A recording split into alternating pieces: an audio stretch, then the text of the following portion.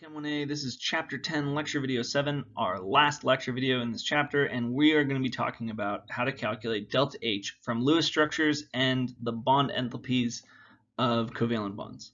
Now, so what is a bond enthalpy? A bond enthalpy is defined as the energy required to break a bond in a mole of gaseous substance. What that means is basically it's the amount of energy that is required to break, for instance, a Cl-Cl bond here would take 242 kilojoules of energy to break 1 mole of Cl-Cl bonds. Now, the actual bond enthalpy is always listed as positive, but in reality it could be positive or negative depending on whether we're forming the bond or we're breaking the bond. So if we form a bond, if we break a bond, we'll do that one first, energy has to be absorbed to break a bond. We got to put energy into the molecule to break the two atoms apart from each other. So in this scenario, enthalpy is going to be positive. Your bond enthalpy will definitely be a positive value. And it's an endothermic process. When we form a bond, energy is going to be released. This is why we form bonds. Bonds are formed because we want to get to the atoms want to get to a lower energetic state. How do they do that? They form a more stable structure, which causes a release of energy. Remember, lower energy is more stable. So in the case of forming a bond, it would be that we're releasing 242 kilojoules of energy. Whereas if we're breaking that bond, it's going to be a positive 242 kilojoules of energy for the Cl-Cl bond. Let's talk about how to use these to calculate an enthalpy of a reaction, a delta H of a reaction, just like we did in Chapter 6, but using a different formula. Now we're using the sum of the bond enthalpies of the bonds broken minus the sum of the bond enthalpies of the bonds formed. Now, let's do this for a pretty simple reaction, and then we'll do it for a much harder one on the next slide. If I want to calculate delta H of this reaction using bond enthalpies, I need to go look up the bond enthalpies. So I'm going to look up my 3 bond enthalpies. I know the hydrogen-hydrogen bond has this one, Cl-Cl has this one, and HCl has this one. I know that in this reaction, I have H2 molecules plus Cl molecules. And I'm going to draw the Lewis structures even in a simple system like this, and I'm going to form 2 HCl molecules. Now, what bonds am I breaking? I'm breaking one HCl or HH bond and one Cl-Cl bond. And I'm forming 2 HCl bonds. Again, 2 because we're forming 2 HCl molecules, and each HCl molecule contains 1 HCl bond. So if we want to calculate this out, what we're doing here is delta H of this reaction is going to be equal to the bonds I'm breaking. So in other words, 436 kilojoules per mole from the hydrogen plus 242 kilojoules per mole from the chlorine subtracted from the bonds I'm forming, which is going to be 2 times 442 kilojoules per mole. And if I just plug that in and solve, I can get the delta H of this reaction, right? So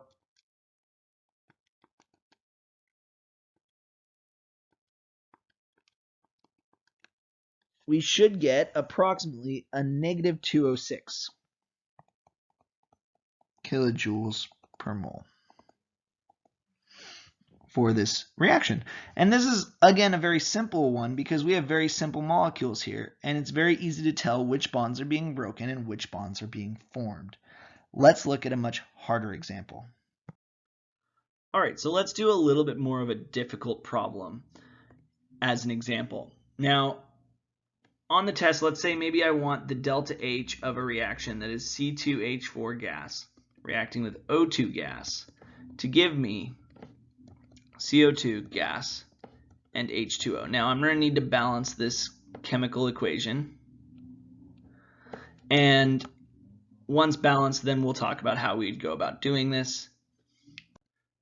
Okay, so now that the reaction is balanced, we know that we have all these compounds involved. It's much more complicated than the previous example. Now on a test, I would probably just give you a whole bunch of bond enthalpies. I would not tell you which ones you need to use. You need to kind of figure that out. And how do we figure that out? The next step would be to rewrite this balanced equation using Lewis structures, because Lewis structures are going to show us what bonds are present in each molecule and what bonds we're breaking and what bonds we're forming. So let's redraw these structures, or each one of these structures out as a reaction. Okay, so now that we've drawn all our structures out, now we can kind of figure out what's going on. What bonds are we breaking? What bonds we're forming? Now, on the reactant side is where all the bonds are being broken, and on the product side is where we're forming them. So let's list these out. Bonds broken are what? We got a CH bond. How many of them? Well, if we look, we got 1, 2, 3, 4 CH bonds that we're breaking. So we know we need to multiply that by 4. We also have a CC double bond. That one's right here, right?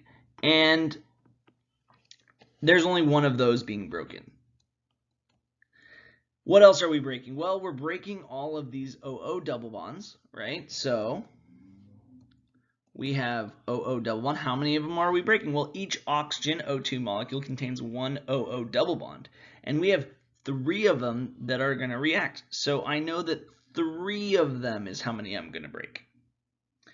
All right, so now we need to look at what bonds we're going to form, right? So what bonds are we forming?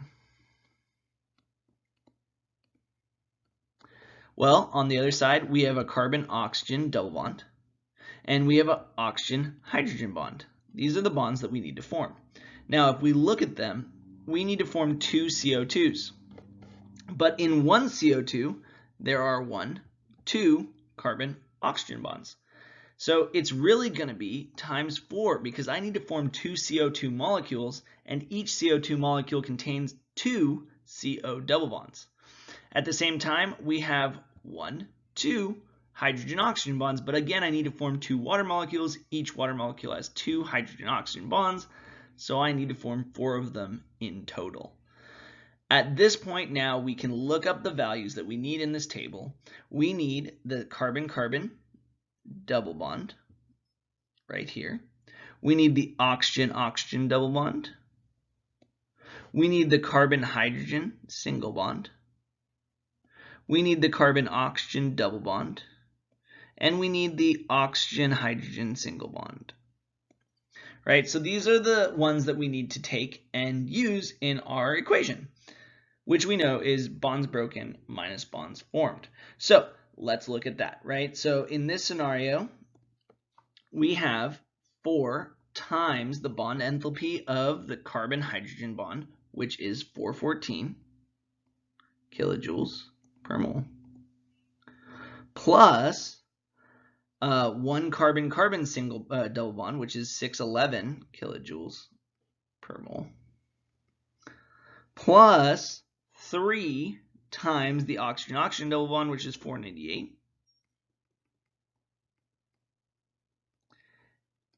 and all of this needs to be subtracted minus from the bonds we form, which is 4 times the carbon-oxygen double bond, 736 kilojoules per mole,